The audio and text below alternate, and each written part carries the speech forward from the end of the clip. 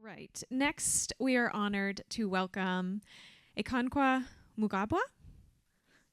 He's the founder and CEO of WINKO Solar, a company delivering resilient solar energy systems that power hospitals, critical care infrastructure across Africa. Akon is an engineer and entrepreneur with experience spanning technology, finance, and renewable energy.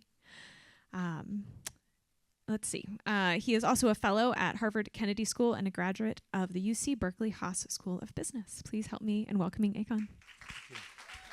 Thank you.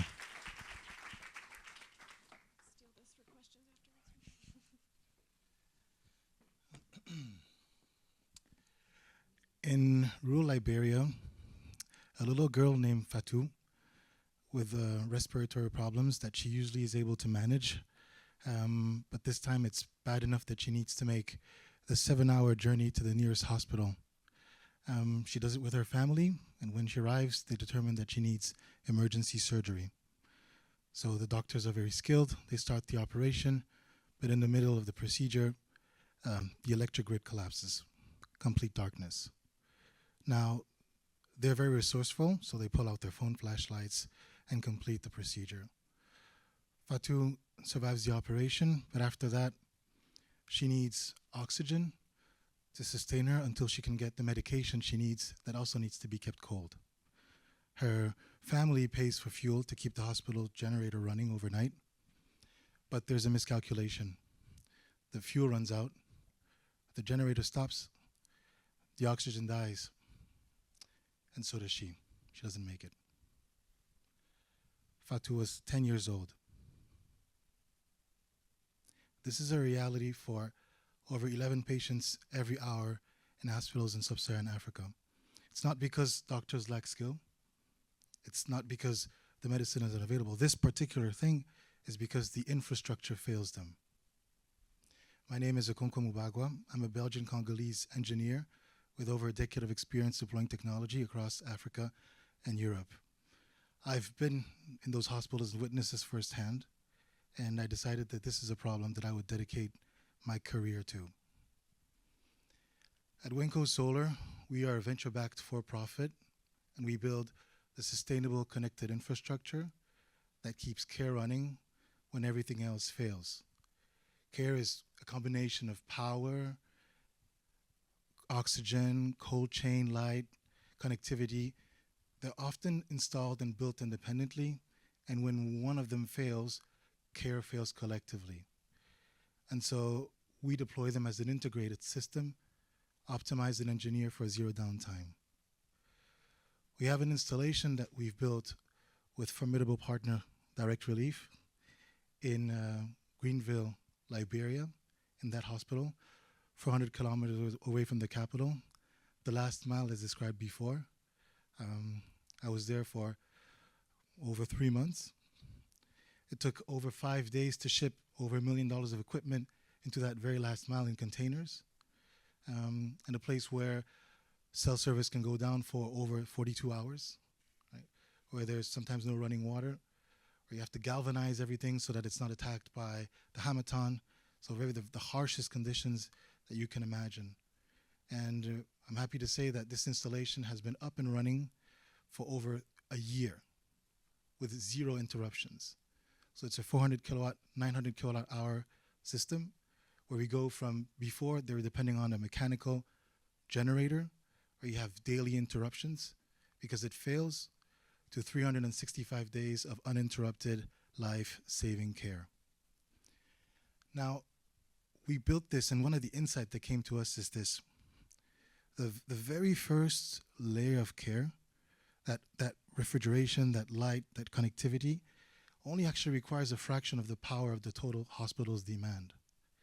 And so we decided to start developing a modular unit that tackles that first layer first, right? And that is solar powered, faster to deploy, and radically more affordable. We finished our first prototype at the Britannia Medical Center in Tema, Ghana. It's up and running now. And we have 6 more signed for this year to be deployed, and that will reach 10 million lives by the end of 2026. And so I've been in all of these different hospitals. I always try to be the first person on the ground. I'm more a person in the field. I've been to the Gambia, Ghana, Uganda, Malawi, Sierra Leone, Liberia, and been trying this past year to transition from being the person in the field to also the person in the room to give a voice to the work that we do. When a child is hurting, we have an instinct to protect them because we have an instinct to protect the most vulnerable, right? It's more than a duty, it's an instinct. And so we will keep deploying so that no hospital goes dark and no child needs to die from a problem that humanity already knows how to solve. So zero downtime critical care everywhere. Thank you.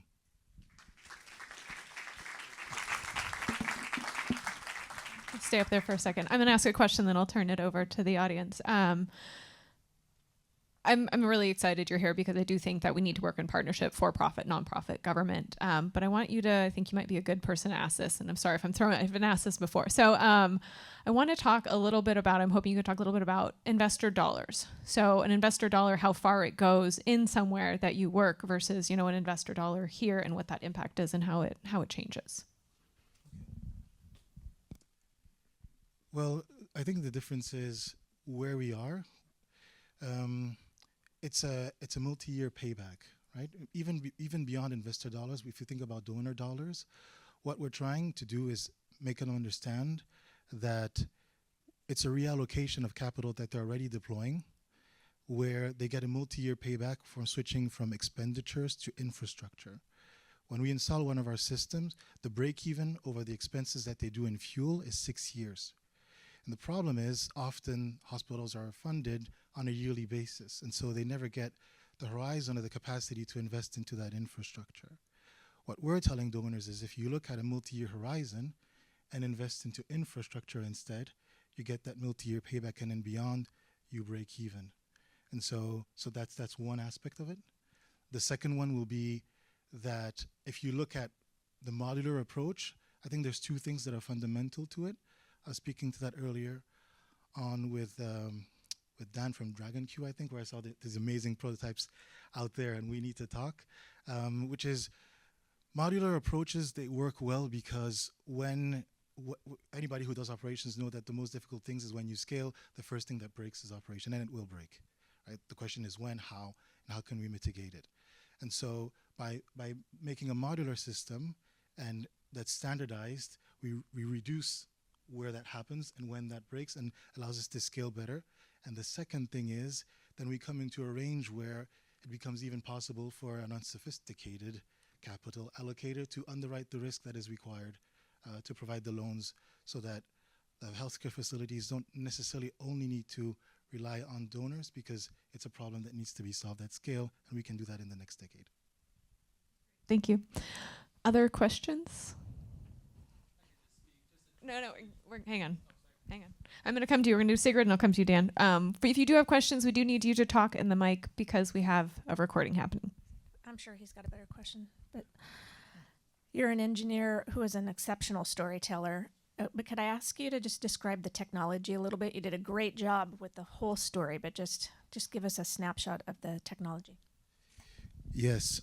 So you have the solar power, which is a combination of the solar panels and then the battery system, entrapped into a 20-foot container where you also have so the batteries in the 20-foot container, you have a satellite dish on top for the internet connectivity, and then you have a net of cables that go from this particular container that is self-sustained for the power that is deployed into the hospital, and we have a range of devices that we recommend to the hospital, and we say if you plug it on this, maybe an incubator, it can be a pharmaceutical lab, fans and light, those ones will never go out regardless of what happens in the hospital because it's a network and a circuit that is overlaid on top of the existing circuit in the hospital. This container deploys and is set up in 8 hours. Welcome. Akon, thanks. Yeah, it was a pleasure to meet you and just love the work, and we align completely as mission-driven for-profit companies. Just from the system standpoint of the hardware, yeah, a systematic approach of the foundation, the structure, the installation process, repeatable. But then that leans into the like the funding and the equity part, the project finance, having a financial model that's trusted, repeatable, and sustainable. And that's something that I guess we'll cover on our panel as well. But yeah, thanks for your comments. Thank you. Akon, do you have any thoughts or advice on those topics? Finance and... Well, yes. I think I really like the combination of both, because for some aspects you need philanthropy, and it's a philanthropic approach, and you have nonprofits doing that very important work, because there is urgency, right? We could wait for 50 years for the grid to happen, but what does that mean? You can make engineers in 4 years, 50 years, that's 12.5 generations of engineers that will never happen. And there's smart people everywhere. It's families and families and families, my own family included, that would have had a different journey if they didn't have access to this energy. And so I think any approach is fine. I do think that it's also important to have for-profit approaches, because then we can show the sustainable aspect to it, but both have a reason to exist. And it's great to be in these rooms to see how we can tackle these different things. And it's particular, what we saw before at Solar System, the very last mile, which is often forgotten. The very last mile is often used to tell this story, and then it turns into the not very last mile, because that's the part where the unit economics makes sense. And so for the very last mile, it will still be a nonprofit approach. We need to finance them. We need to fund them. It's very important. There are people that are today, every hour, relying on this. Yeah, we can do it.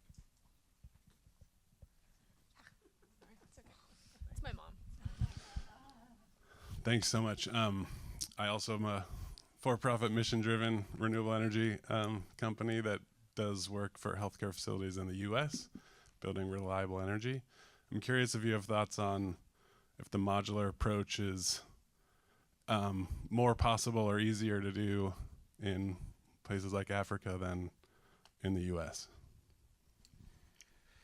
I wouldn't say that it's easier to do. I would say that the need is more dire, and so the contrasts, you will feel the pain more. And so the propensity for the economic buyer to do that in Africa will be stronger, just because what you're competing against here is probably your PG&E, whatsoever, where the level of failure is less high, right? And the accessibility to alternative solution is different. But there are places, I've been surprised to see that there are places when I read the reports of direct relief, and there's many places where they do deploy solutions that are similar to that, where it's needed. And then if you think about immediate relief, when you have a refugee camp, you think about mining, where they need oxygen, you need units that be deployed fast enough. That's still going to be a case. It's something we want to explore later, but right now we're focused on sub-Saharan Africa.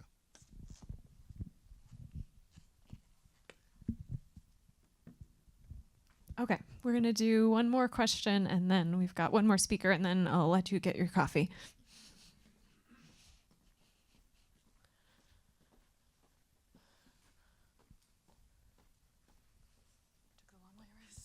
Thanks. Yeah, the question for you, and also I should have asked Solar Sister, but I ran a company. We deployed units, renewable energy systems all over the world. And my question is the economics. And Solar Sister made the point that the economics for the last mile aren't captured in the data that drives government budget and policy decisions. Nonetheless, just like disaster relief is more expensive at the point of delivering services versus prevention, so too are these types of services, and bringing in medical care and lighting and the economic impact in communities. So are governments not paying attention and wondering what degree governments are supportive in terms of funding?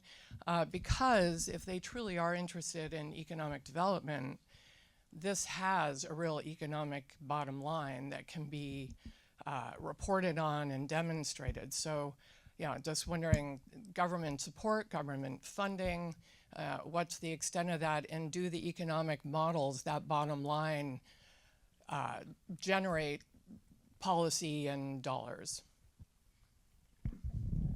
Yes, thank you for that question. So I speak to 5 ministers of health on a monthly basis: Malawi, Uganda, Ghana, Liberia, and last one is Sierra Leone, I think. Mostly for now, as I'm an operations guy, what we try to do is just to make sure that we have the authority to operate and then it doesn't get in the way. And if a shipment is stuck somewhere, that they can let us make it happen. I think the difficulty for them is to finding ways that they can help unlock the capital, may it be forms of guarantee. And so every time we go there, it's a non-standardized way to interact with a facility if there's not a pre-existing relationship with the partners of ours like Direct Relief. And so what I've been working on this year is to have a standardized framework approach across a couple of ministries of health into the way that we can act in this triangle that is the government, the private funders, and then the vendors themselves. It's a little early for me to speak on it with authority because it's not my level of expertise, I would say, but there's an ongoing conversation and we welcome any experts that would like to join us in that.